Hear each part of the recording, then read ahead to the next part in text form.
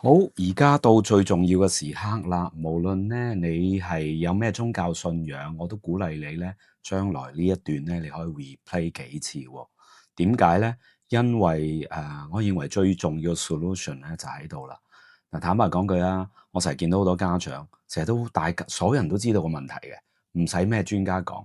同學仔咧，其實佢自己都知嘅，只係佢用唔同嘅理由藉口咧，就即係去大過啦。咁但係其實每一個人都知自己某程度上有少少沉迷，但係又未必好有動力去解決。咁不如我哋睇兩句聖經，呢兩句聖經，我相信無論你係咪信耶穌，我相信都幫到你。所以不如我邀請你一齊，即係都跟我讀啦嚇。咁我先讀英文嘅呢個詩篇119篇37節啊。Turn my eyes away from worthless things. Preserve my life according to your word。中文詩篇119:37，求你使我轉眼不看虛空的事，又使我在你的道中存活。咁我自己就好中意英文版嘅，因為我覺得嗰個worthless things，即係用廣東話直譯咧就最易明啦。唉，你話嗰啲無聊嘢又好，你話嗰啲係嘥時間、嘥心機、冇長遠意義嘅又好，咁咧個個都明得到呢樣嘢嘅，所以嗰個虛空嘅事咧，可能係譯得太文雅咧，你未必感覺到裏邊咧，即係我哋每一日生活裏邊經歷到嘅真實。好啦，咁啊第二咯，就係話呢一個係一個禱告咯嚇，求你使我，即係佢本身嘅禱告，所以我鼓勵你，無論你係成人、學生、家長無論你喺邊度，只要你自己覺得自己都有少少沉迷嘅問題嘅話咧，我都鼓勵你咧向即係上帝禱告。點解咧？因為唔係上帝，我哋又邊會有轉變嘅 moment，邊度改變嘅 moment 咧？剛才講到即係青少年，我哋已經沉迷上網嘅話，喂，咁老父嘅問題個 Great Rewiring 已經發生咗，我哋點改變咧？所以我哋係需要禱告，需要轉向嘅。咁啊，轉向點轉啊？就禱告啦，就話 Turn my eyes away from worthless things。咁大家望到呢度咧，就睇到啦，係咪？咁望住啲乜嘢啊？不如先望嘅，就望到聖經，就望下腦神經啦。咁腦神經科學話俾我哋知乜嘢咧？就係咧，其實人嘅心思咧係可以透過不停去思考其他嘢，然後會有一個 growth mindset，然後你會有個 rewiring 嘅，即係意思即係話你嘅腦嘅 neuron 咧可以重新再有個連結。咁即係如果我日日夜夜都思考緊一啲正面、健康、有益嘅嘢，咁我自然就會少啲沉迷啦。咁呢個睇落去好似好易明，係咪啊？咁跟住佢就第二句啦，就話咯，preserve my life according to your word。咁我哋要默想乜嘢咧？唔係淨係話好啦，我而家玩少啲，即係上網或者係手機，咁我就讀多啲書。咁呢個梗係好啦。咁但係咧，聖經裏邊教我哋，你要先係默想佢嘅話，而佢嘅話俾我哋知啲乜嘢咧？就係話咧佢嘅話，如果成日喺我哋裏邊咧，可以重複，無論透過口講，無論透過記憶，無論透過背誦，咁然後佢嘅話咧係帶住權柄，而呢個權柄咧就係我哋做自己腦神經嘅外科手術。邊個做呢個手術？你唔使驚，冇人切開你個腦，你自己就係嗰個外科手術專家，你將來就可以做即係腦外科嘅神經科醫生。咁而家做落邊個度啊？做落你度咯。點做啊？默想神嘅話。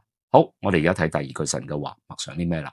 咁呢一句咯，咁呢一句咧就喺以弗所書 Ephesians 咁5章16節嚇。咁呢個5章16節咧就中英我都咁中意嘅，我先今次咧就讀一讀中，跟住咧先讀英，好嘛？咁5章16節咧就中文咧有兩個版本，咁我哋呢一代咧就比較中意和合本咧，就話愛惜光陰。哇！呢樣嘢即係你信唔信耶穌嘅都識啦。中國人嘅智慧係傳統嘅智慧，全世界嘅智慧啦。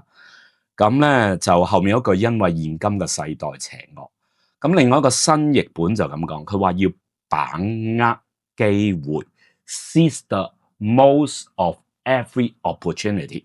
好啊，咁跟住咧就然後下一句都係一樣啦，亦都係因為呢個時代邪惡。because the day are evil。乜嘢叫時代邪惡先？家長、同學，講真嗰句，如果有一個手機喺你度，阿爸阿媽可能緊張你出街係會即係識到壞人，但係家長有冇諗過，當你俾個手機小朋友喺佢兒時嘅時候，你唔係淨係俾咗電子奶嘴佢，你就係令到佢可以無時無刻接近到世界上所有嘅壞人。我哋今日先唔講嗰啲 scam 或者咧即係俾人呃，或者咧網上嘅騙案等等先。我哋亦都唔講嗰啲咧，即係事實上都係影響好多男同學嗰啲嘅色情嘅沉迷，呢啲都其實係好嚴重嘅。我哋先講啲比較普通，亦都睇落去冇乜傷害。咩叫冇乜傷害啊？嗱，呢個係咪冇乜傷害咧？呢度冇乜傷害咧，就係我都係睇下我啲 friend 咩近況啫嘛，我都覺得係冇乜傷害嘅。如果適當用嘅社交媒體了解下其他人，然後可以有更加多親密嘅聯絡，咁社交媒體都幫助我哋去同同學建立關係。所以呢個年代，我唔相信社交媒體係需要即係叫做 ban 咗佢嘅。咁而我哋無論家長或者老師或者同學知道，其實手機好難收，原因就係佢真係需要，佢唔係淨係需要嚟做功課，佢需要聯繫。男同學嗰種聯繫可能係一齊打機都未定。咁而家下一個問題，咁個邪惡點喺邊度？現今嘅世界邪惡咧，其實我覺得個邪惡點咧係在於即係 over 咗咯，即係太多咯。即係網上世界聯絡係好嘅，尤其是如果你有啲朋友喺海外，你唔透過網上你點聯絡咧？係咪？好多舊朋友你又唔透過 Facebook 你係點揾翻咧？咁但係我哋話 over 嘅意思，我相信大家都明白，即係過度使用。咁而家翻去聖經裏邊咧，前面嗰兩個字啦，第一就係把握機會，第二咧就係愛惜光陰。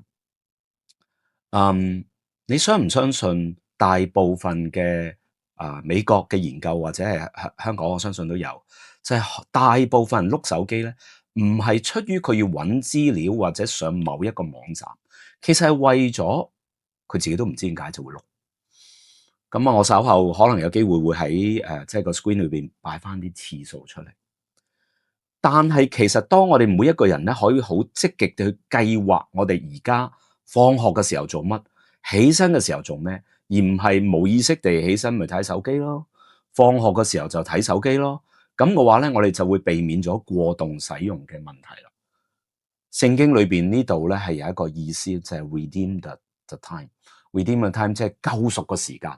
所以我相信咧，上帝係希望我哋藉住禱告咧，係救贖翻我哋嘅時間。呢個救贖值幾多錢咧？我而家出一條題目，呢條題目值2000蚊。呢條題目就係：如果我哋過度嘅沉迷，每一日浪費咗、蝕咗嘅係2000蚊。